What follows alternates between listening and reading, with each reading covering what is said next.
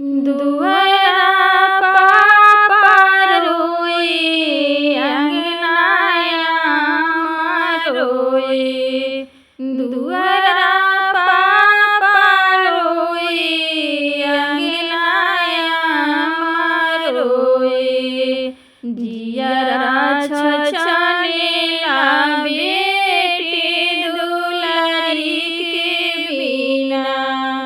जियरा छछनेला बेटी दुलारी के बिना। आए कहाँ गई छोरी बेटिया माँ के पाजरा। आए कहाँ गई छोरी बेटी माँ के पाजरा। जैसे गैया जे छछनेली घास के बिना। जैसे गैया जे छछनेली घास के बिना। ओइसे आमा जे तड़पेली बेटी के बिना। ओइसे पापा जी छछनेले धिया के बिना। जैसे मछली जे तड़पेली जल के बिना। जैसे मछली जे तड़पेली जल के बिना। ओइसे आमा जे छछनेली बेटी के बिना। ओइसे पापा जी तड़पेले बेटी के बिना।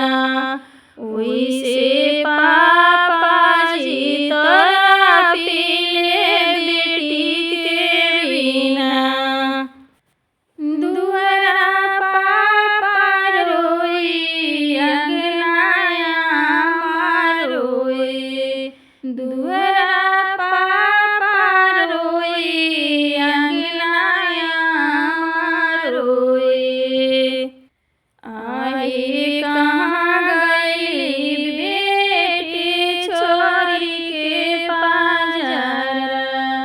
आए कहाँ गई बेटी छोरी के पाजरा। जैसे कोयला तड़पेली बघा के बिना।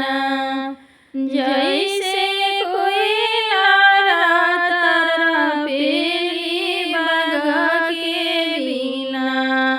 ओइसे पापा जी तड़पेले बेटी के बिना। ओइसे आमा जे